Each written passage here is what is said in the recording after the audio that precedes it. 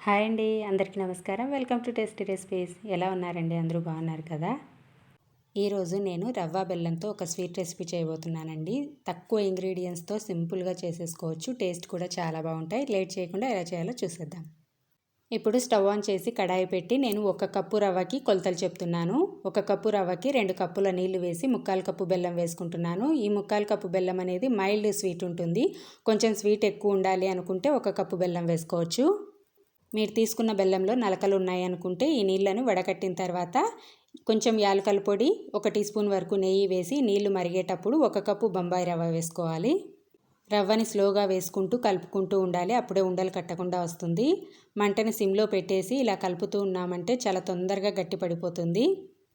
రవ్వ వేసుకున్న తర్వాత కంటిన్యూగా కలుపుకుంటూనే ఉండాలి, లేదంటే అంతా ఉండల్లాగా అయిపోతుంది. చాలా తొందరగా ఒక 2-3 నిమిషాల్లో మనకి ఈ కన్సిస్టెన్సీకి వస్తుంది. ఇలా వచ్చిన తర్వాత స్టవ్ ఆపేసి చల్లారిన తర్వాత చేత్తో తాకగలిగేంత వేడి ఉన్నప్పుడు చేతికి ఆయిల్ కానీ నెయ్యి కానీ రాసుకొని ఇలా మ్యాష్ చేసుకోవాలి.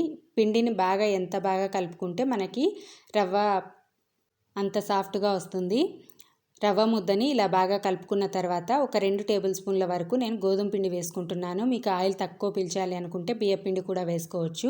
పిండి వేసి మళ్ళీ ఒకసారి అంతా బాగా కలిసిపోయేటట్లు, బాగా సాఫ్ట్గా వచ్చేటట్లు బాగా కలుపుకోవాలి. ఇప్పుడు చపాతీ కర్ర ఇంకా పీటకి కొంచెం ఆయిల్ కానీ నెయ్యి కానీ అప్లై చేసి 2-3 చపాతీల సైజులో పిండి ముద్దను తీసుకొని ఇలా రోల్ చేసుకోవాలి. మరీ గట్టిగా ప్రెస్ చేయకుండా లైట్గా ప్రెస్ చేసి ఇలా రోల్ చేసుకోవాలి. ఈ పిండి మనకి సాఫ్ట్గా ఉంటుంది కాబట్టి ఈజీగా రోల్ అయిపోతుంది. ఇలా మరీ మందంగా కాకుండా పల్చగా కాకుండా రోల్ చేసుకొని మనకు కావాల్సిన సైజులో ఏదైనా గ్లాస్ కానీ కప్పు కానీ తీసుకొని ఇలా రౌండ్ షేప్లో కట్ చేసి పెట్టేసుకోవాలి.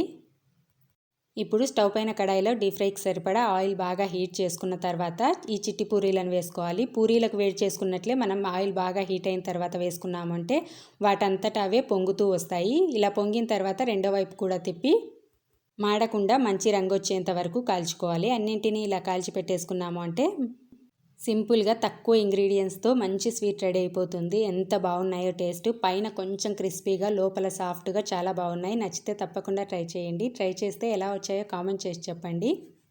అలాగే వీడియో నచ్చితే తప్పకుండా లైక్ చేసి ఛానల్ని సబ్స్క్రైబ్ చేయండి. Thanks for watching this video. Thank you.